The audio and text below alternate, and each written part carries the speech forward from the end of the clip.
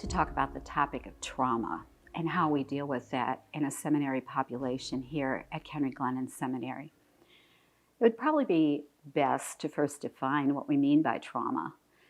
Trauma is that which overwhelms one's capacity for coping. And so that varies from person to person. And as we think of trauma, we probably tend to think of trauma like accidents, natural disasters, being a victim of crime. And we have some of that in seminary and our seminary students. However, what we deal with primarily is what we will call small t trauma. Small t trauma might be things like having a history of being bullied, not fitting in, poor relationships, perhaps a parental divorce, or maybe even the trauma of pornography and masturbation.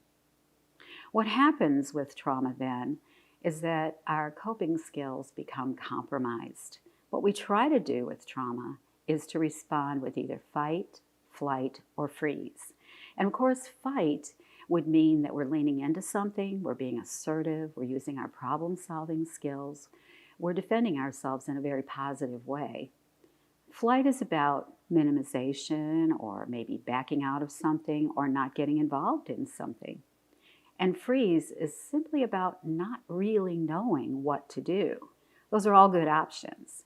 But what we notice in our seminary population at times is that this generation, for possibly the last 10 years of looking at this generation, we find that those coping skills are focusing primarily around the area of flight or freeze, meaning that our students are just being very fearful of entering into situations and not knowing what to do in those situations. Now, our brain is designed to keep us safe. So it's a good thing that our brain remembers the traumatic events in our life. They say that the brain is like Velcro for bad events, which is a good thing because it does remind us of things that could be problematic. But it is also a sloppy Google searcher. So what the brain will do is activate fears and look for fears and scan for fears in a way that sometimes is absolutely not necessary. What happens to us then is that we begin to develop what we call survival plans. And a survival plan is a plan that we make that is designed to keep us from having to deal with that kind of trauma again. So survival plans include things like I will never or I will always. And as you can see, that kind of thinking is not going to provide us with healthy coping skills or a healthy future.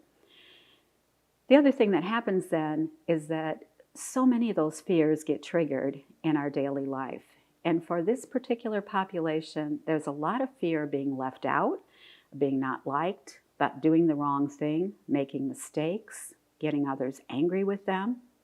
And so this gets amplified with anxiety, which is another malady that is following this generation as they mature. For 25 years, we've run an anxiety group here at Kenrick Seminary, but within the last 2 years, those numbers have doubled. So what we're seeing is a lot of social anxiety, a lot of generalized anxiety, and scrupulosity. So all of that together is creating for our students poor coping skills. So what we hope to do at Kenrick and what we do here with our students is to really lean into their personal history. We want to know their past. We want to know about their triggers. We want to know about their fears. And when we can identify those for them, we hope to reframe that survival plan, to begin to build in them a thriving plan, and to help them learn healthy coping mechanisms. Our desire for them is to not defend their life, but to share their life.